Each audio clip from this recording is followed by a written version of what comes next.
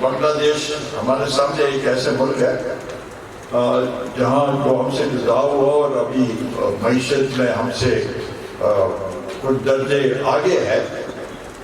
ان کی آپس میں آپ نے دیکھا ہوگا کہ سیاسی پارٹیوں کی بہت لڑائی ہوتی ہے, بہت جلوس سے نکلتے ہیں ایک دوسرے کے خلاف, لیکن معیشت کے سب ایک ہیں.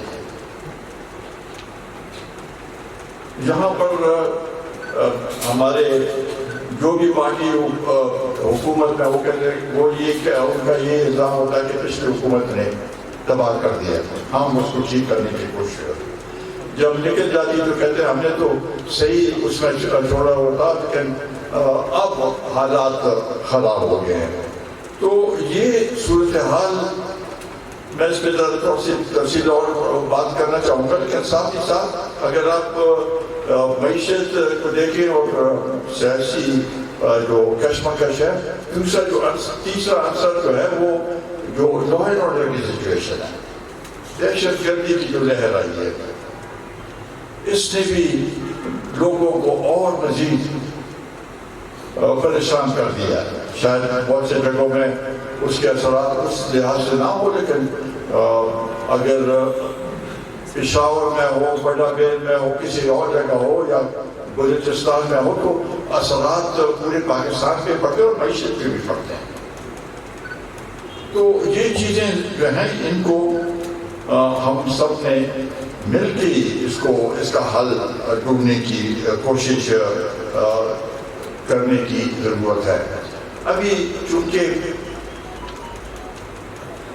حکومت نے ڈیٹ اناؤنس کر دی ہے الیکشن کی, ڈیٹ نہیں بلکہ مہینہ کہہ دیا کہ جنوری میں الیکشن ہوں گے, تو ہماری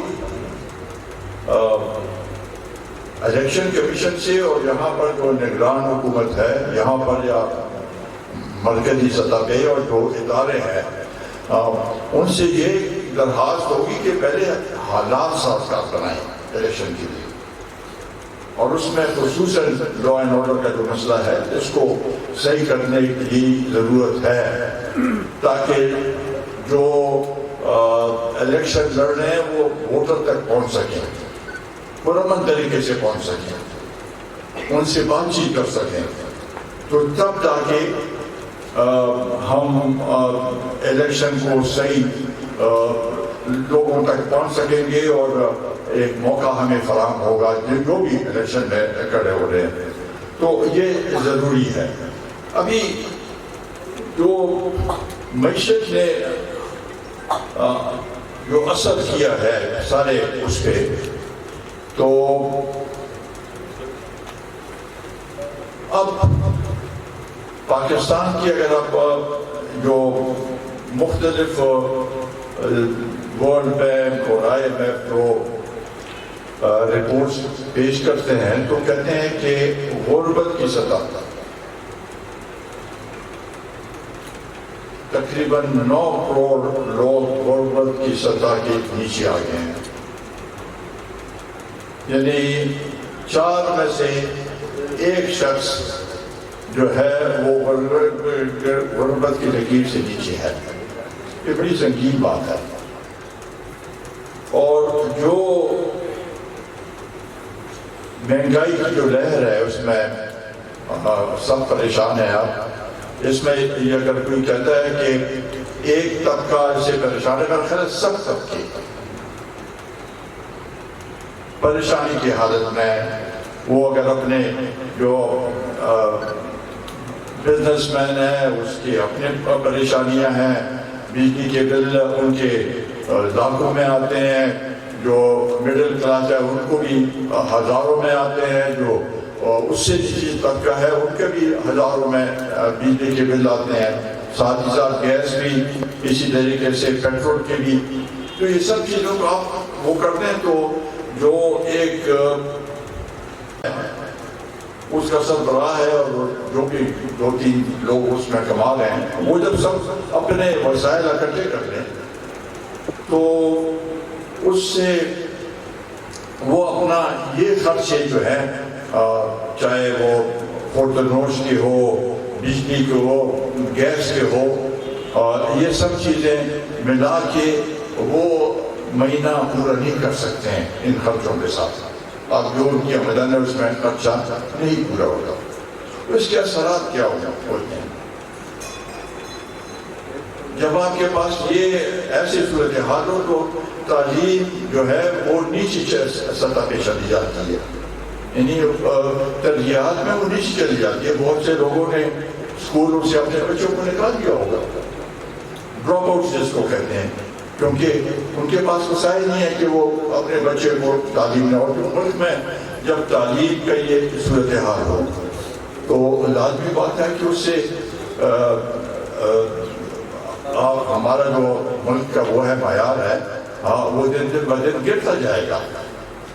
ساتھ ہی ساتھ آپ نے دیکھا ہوگا کہ آج کل نادرا کے آفس پہ، پاسپورٹ کے آفس پہ اتنے رش ہے، لوگ جا رہے ہیں باہر، کیونکہ یہاں پر ان کو نہ تو روزگار مل رہی ہے اور نہ ان کا گزارا ہو رہا ہے. وہ باہر جا کے اپنے لیے کچھ نہ کچھ طریقہ ڈھونڈ رہے ہیں. تو یہ صورتحال بہت اس لحاظ سے میں سمجھتا ہوں کہ بہت سنگین ہے. ابھی کچھ رپورٹ، ابھی IMF کی ایک رپورٹ آئی ہے کہ وہ کہتے ہیں کہ جی شرفا پہ، امیر لوگوں پہ زیادہ ٹیکس لگاؤ اور غریبوں کو سہولت یعنی کم کرو تو کرو. اچھی بات ہے، ہم سب سمجھتے ہیں کہ اچھی بات ہے کہ جو غریب طبقہ ہے ان کو سہولت ملنی چاہیے، سبسڈی ملنی چاہیے.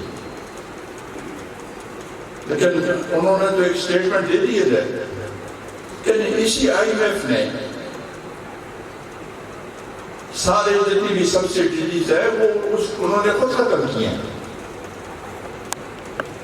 ساتھ ہی ساتھ جو جنرل سیل ٹیکس ہے GST، یہ اوپر وہ بیرون ملک سے آپ تیل منگواتے ہیں، LNG منگواتے ہیں، تو وہ جو خرچ ہے اس پہ اگر اس کی زیادہ ہے تو وہ بھی پاس تھرو ہے، وہ بھی کنزیومر کو، پاکستان کی حکومت کو دینے پڑتے ہیں، وہ ان سے لیتے ہیں.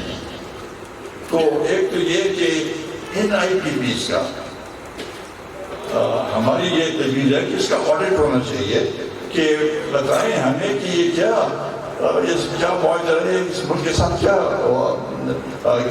جا رہا ہے. آپ ایک ایسے علاقے میں رہتے ہیں کہ تربیلا ڈیم ہزارہ میں ہے، بجلی پیدا کرتی ہے وہ تقریباً ابھی پہلے تو 1 روپے تھے، ابھی 4-5 روپے فی منٹ بجلی پیدا کرتی ہے.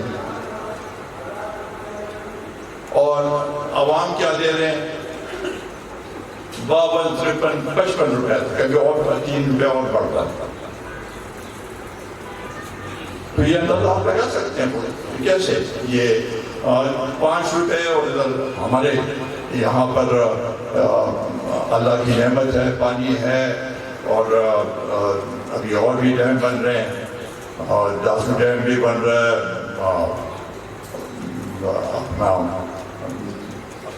بادشاہ ڈیم بھی بن رہا ہے، سکی کناری ہے. یہ سب اس سے جو سستی بجلی ہے وہ پیدا ہوگی. لیکن حکومت میں ایسے مافیاز ہیں، ایسے مافیاز ہیں، یہ بھی ایک مافیا ہے جو کہ میں نے بتایا بجلی والی، وہ حکومت بھی پہ ہوتے ہیں، اپنے مفادات کو دیکھتے ہیں، اور کسی کو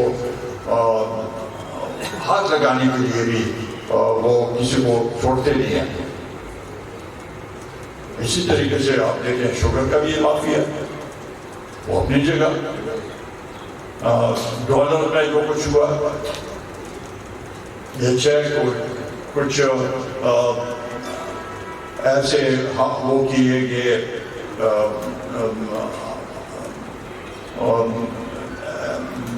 وہ لیے گئے اقدامات لیے گئے کہ ڈالر کی قیمت بھی کم آ گئی اور اس کی شوگر، مگر یہ اس کا ایک عارضی وہ جو ہے مستقل حل نہیں ہے. اس کا مستقل حل آپ آپ جب ریفارمز کریں گے اس میں پورے سسٹم میں تو تب جا کے کوئی مستقل حل آپ کو مل سکے گا. یہ کتنی شرم کی بات ہے کہ ہم قرض کو لے کے ایک ملک جاتے ہیں دوسرے ملک جاتے ہیں کہ ہمیں قرضہ دو پیسے دو، جب خود ہم اپنے ملک میں ایسے اقدامات لے سکتے ہیں کہ اپنے پاؤں پہ کھڑے ہو سکتے ہیں. تو یہ مافیا ہر ایک جگہ ہے. ٹیمبر مافیا بھی ہے یہاں پر، منرل میں بھی مافیا ہے. ابھی یہ دوائیوں کی قیمت دیکھیں اور ابھی یہ جو انجیکشنوں کی وجہ سے لوگوں کی بینائی چلی گئی، یہ بھی ایک مافیا ہے، کوئی کچھ نہیں کر سکتا ہے. تو ان سب چیزوں کے اوپر غور کرنے کی ضرورت ہے. میں پھر یہ سمجھتا ہوں کہ ان سب چیزوں کے باوجود ہمیں الیکشن کی طرف جانا ضروری ہے، اور جو بھی حکومت آئے وہ اس کے اوپر ان چیزوں پہ غور کرے اور یہ وعدہ کرے قوم کے ساتھ کہ ہم آئیں گے تو یہ مسئلے جو ہیں ان مسائل کا ہم حل ڈھونڈیں گے بغیر اس کے کہ ہم دشمنی اس طریقے سے یا گالی گلوچ کی سیاست کریں. ہم نے مل کے اسمبلی میں بیٹھنا ہے اور عوام کی جو مشکلات ہیں اس کے اوپر غور کرنا ہے، اور جو اصلاحات ہیں فائنینس اکانومی میں مختلف شعبوں میں ہمارے جو اتنے ادارے ہیں جو کہ خسارے میں چل رہے ہیں اس کا کیا کرنا ہے، ان کے کو پرائیویٹائز کرنا ہے کس طریقے سے. یہ سب چیزیں ہیں. یہ خرچے آپ کم کریں گے تو خود بخود آپ کے پاس پیسے بچ سکیں گے اور اپنے وسائل کو بھی آپ کروا سکیں گے. تو اکانومی پہ کم از کم میری یہ رائے ہے کہ اس کو معیشت کی سیاست نہیں ہونی چاہیے. اس پہ سب مل کے اس کا کے لیے حل ڈھونڈنے کی ضرورت ہے. الیکشن میں جب الیکشن ہے تو اس میں سب کو اسے حصہ لینے کی ضرورت ہے. ہم یہی سمجھتے ہیں کہ کوئی ایسے اقدامات کیے جائیں جیسے کسی ایک جیسے پچھلے 2018 کے الیکشن میں سب پولیٹیکل پارٹیز نے بہت سے جو باہر تھی حکومت سے سب نے کہا کہ اس میں دھاندلی ہوئی تھی، یہ صحیح الیکشن نہیں تھے، یہ ریگڈ الیکشن تھے. تو وہ چیز ہم نہیں چاہتے ہیں کہ کوئی بھی سیاسی پارٹی وہ ہو. جو عدالتی فیصلے ہیں وہ اپنی جگہ اور عدالت کو بھی اپنے دائرے کے اندر رہنا چاہیے. کسی کو وہ نہیں کرنی چاہیے کہ بھائی یہ میرا لاڈلا ہے اور اس کی ہم حمایت کریں گے اور یہ ہمارا اس کو ختم کرنا ہے، اس کی وہ کرنا ہے تو اس کو تعمر وہ کر دیں، نااہل کر دیں. یہ چیزیں نہیں ہونی چاہیے. اب یہ زیادہ کوشش یہی کر رہے ہیں کہ صوبوں کے جو اختیارات ہیں اس میں یہ چاہتے ہیں کہ کمی آئے یا قانونی ترمیم کو دوبارہ وہ کیا جائے. کہتے ہیں کہ صوبوں مرکز کے پاس وسائل نہیں اور صوبوں کے پاس زیادہ ہیں کہ اس سے اس میں کم ہونا چاہیے. میرا خیال ہے غلط یہ وہ ہے.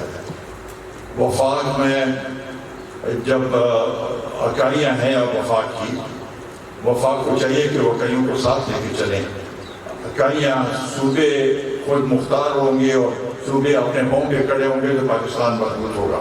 یہ بالکل غلط کانسیپٹ ہے کہ مرکز مضبوط ہوگا تو پاکستان مضبوط ہوگا. نہیں، صوبے مضبوط ہوں گے، صوبے اپنے پاؤں پہ کھڑے ہوں گے تو پاکستان مضبوط ہوگا.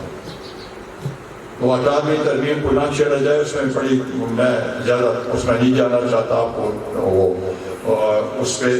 اور ہمارے جو حقوق ہیں صوبے کے وہ بھی ہم نہیں چاہتے کہ اس کو کوئی لڑ جگڑ کے اس کے حاصل کریں. دلائل کے ساتھ اپنے جو حقوق ہیں وہ مرکز سے مانگنے کی ضرورت ہے، اور یہ صوبوں اور مرکز کی ہمانگی بہت ضروری ہے پاکستان کے لیے اس وقت. تو یہ چیزیں یہ سب ہیں جس پہ غور کرنے کی ضرورت ہے. لوگ آپ کے ذہن میں بھی یہ ہوگا کہ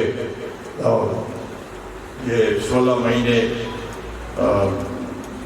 پی ڈی ایم کی حکومت تھی تو آپ بھی اس کے حصہ تھے، اور یہ ابھی آپ ایسے بات کر رہے ہیں. میرا خیال ہے کہ پی ڈی ایم میں جب ہم جس وقت شامل ہوئے اس وقت اپوزیشن میں، تو ہمارا بنیادی مقصد یہ تھا کہ ملک میں دوبارہ انتخابات ہوں. وہ انتخابات 2018 کے لیے جو تھے وہ ریگ تھے. اس وقت بھی ہم نے آواز اٹھائی. جب حکومت آئی ہے ہم اس کا حصہ نہیں کریں گے. ہم نے یہ سمجھا کہ اس سے بعد حکومت میں رہنے سے، حالانکہ بہت سے ہمارے دوستوں نے کہا کہ آپ بھی کچھ اس میں حصہ لیں، لیکن ہم نے اس لیے نہیں لیا کیونکہ حالات ایسے تھے اور ہم سمجھتے تھے کہ وہ اتنی بڑی کیبنٹ کی کیا ضرورت تھی. تو اس وقت بھی جب پی ڈی ایم کی حکومت بھی تھی تب بھی ہم نے مہنگائی کی آواز اٹھائی. اس سے پہلے بھی اٹھائی جو مشکلات تھے اس کے اٹھائی، اور اب بھی اٹھاتے ہیں.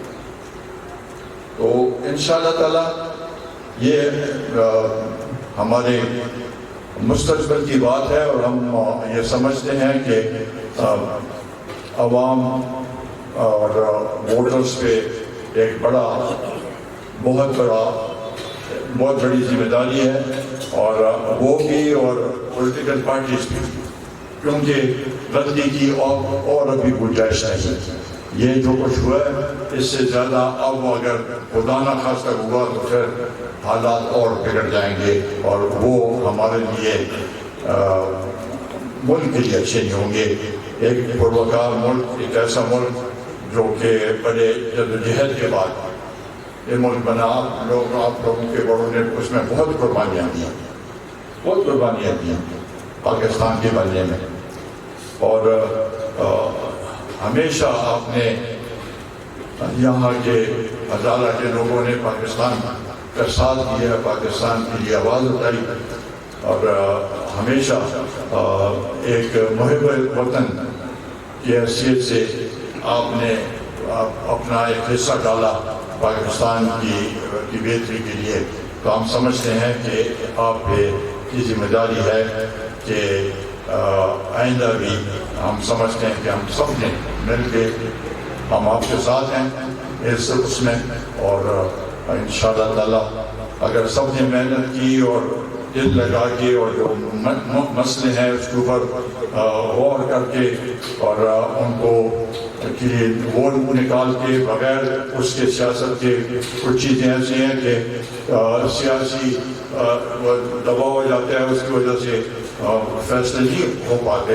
فیصلے ہونے چاہیے اور صحیح فیصلے ہوں گے، چاہے عوام کو تھوڑی سی تکلیف ہی برداشت کرنی پڑے، لیکن ان کو پتہ ہو کہ ان کے جو لیڈرشپ ہیں ملک کو جو چلا رہے ہیں وہ جینوئن لوگ ہیں، وہ صحیح لوگ ہیں، وہ اخلاص کے ساتھ کام کر رہے ہیں، وہ ایمانداری کے ساتھ کام کر رہے ہیں، اور وہ اس ملک کو بچانے کے لیے وہ کام کر رہے ہیں. تو انشاءاللہ تعالی ہم سب